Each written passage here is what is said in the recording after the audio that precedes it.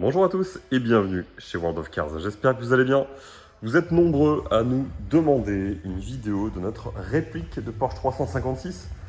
Pour rappel, cette petite bestiole vient juste d'arriver, elle fait beaucoup d'émules.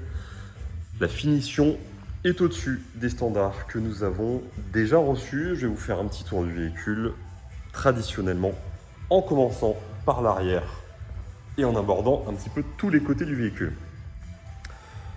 On va commencer par l'arrière gauche. Donc la peinture est neuve, c'est un véhicule qui sort de chaîne, tant niveau moteur, niveau sellerie, jantes, pneus, chrome, tout est neuf sur le véhicule.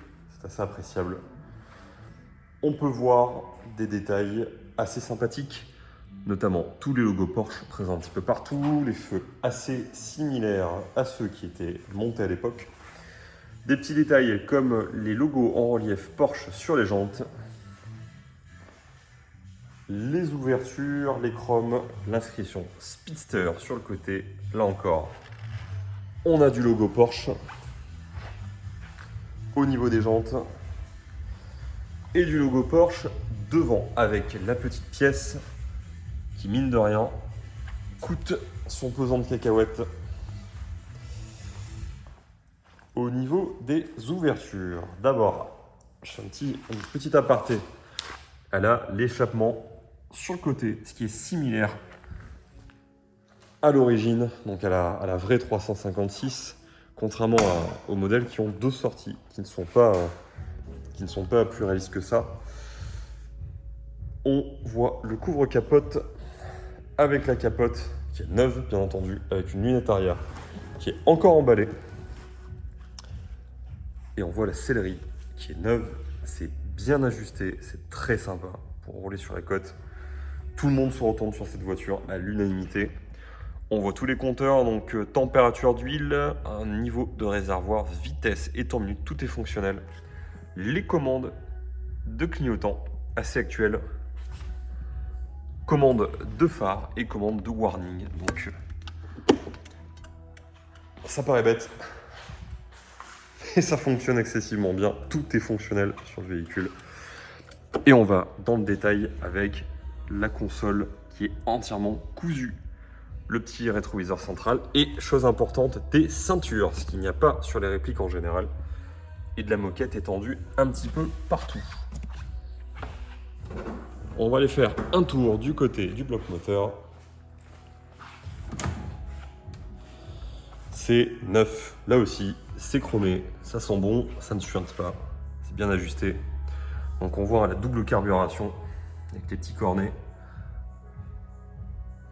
Donc le 1600 est bien posé, c'est excessivement propre. Pareil, au niveau des peintures, des charnières, c'est quali, c'est bien monté. Avec le système d'ouverture qui est là, on peut voir l'échappement qui passe là.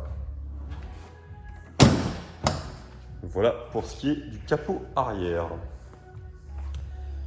À l'identique, on va aller faire un petit tour. Du côté des moquettes, on ne voit pas grand chose, on est dans l'obscurité, mais tout est excessivement bien ajusté sur cette voiture.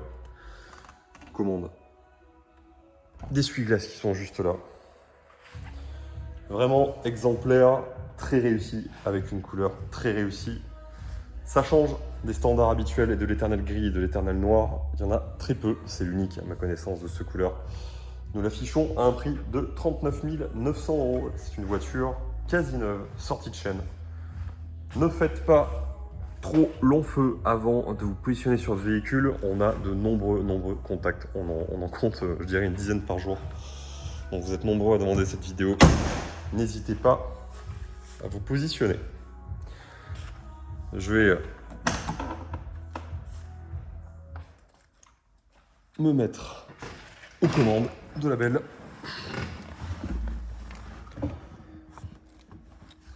Tac.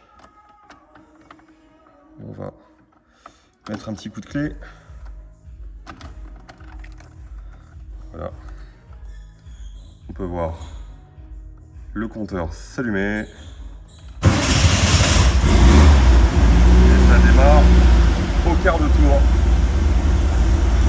Elle tient excessivement bien le ralenti.